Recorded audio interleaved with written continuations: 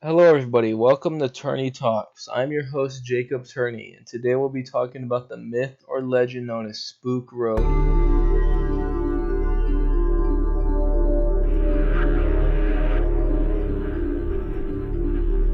Originally, I was gonna do a voice kind of like how Mr. Nightmare, like horror YouTube story channels do, but I sound too quiet when I do it on the mic, so anyway, I chose to talk about Spook Road mainly because the name caught my attention. Cause I like spooky things. I personally really like the name. It sounds like it would be a cool track in Mario Kart. But to get into some of the other things I found interesting was that while Spook Road is obviously a road, which is believed to be located in Brandon, South Dakota on the 264th Street. In case anyone wanted to pay a visit and check it out.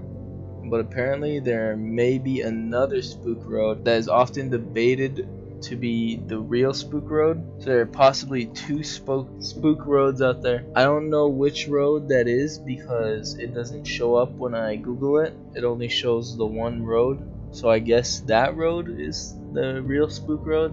But I guess another road may exist. Maybe if anyone does actually go visit around the area, they could ask the locals about the spook roads. Now, what makes this road so spooky anyway? So many of the myths associated with Spook Road involve figures or outlines of people seen when driving through the many trees that surround the road.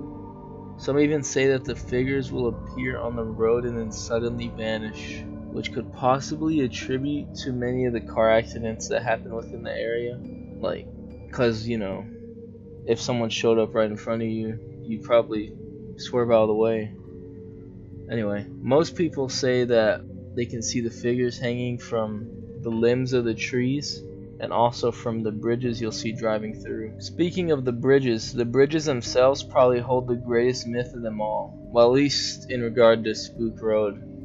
It's said that if you count the bridges while driving through the road and then come back through, the number of bridges will change. The number of bridges varies from 5 bridges, which it is supposed to be, down to 4, going up to even 7 bridges. Apparently, way back in the 70s, it had even been nicknamed 7 Bridges Road, which is kind of a decent name, but I think Spook Road is much better sounding. So now I'll be asking a guest about what they think of Spook Road. So this is my grandma.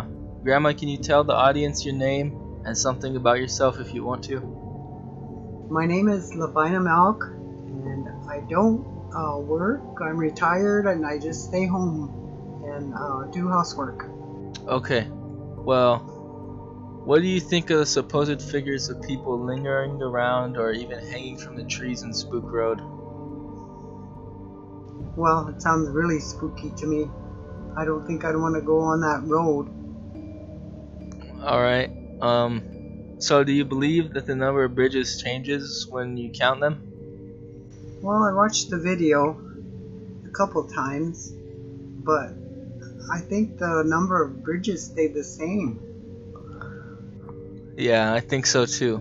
Do you think you'd ever want to avoid Spook Road if you had to go through it? I think I would. It sounds kind of spooky. Although I like spooky stories, I think it'd be scary to go through there, especially by myself. Alright, it does have the name Spook Road, so yeah. Well, alright then. Thanks for answering my questions. You're free to go now. So with that, I think I'll be wrapping it up for now. We talked about Spook Road and the legends associated with it, such as the figures hanging around the trees, the bridges, and how they might change when you drive through. I didn't talk about it during the podcast, but if you have a donut on your antenna, like a food donut, after you drive through, it'll have a bite taken out of it. I don't believe that, but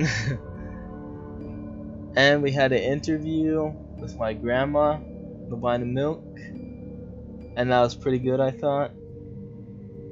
And yeah, that's about it. Later.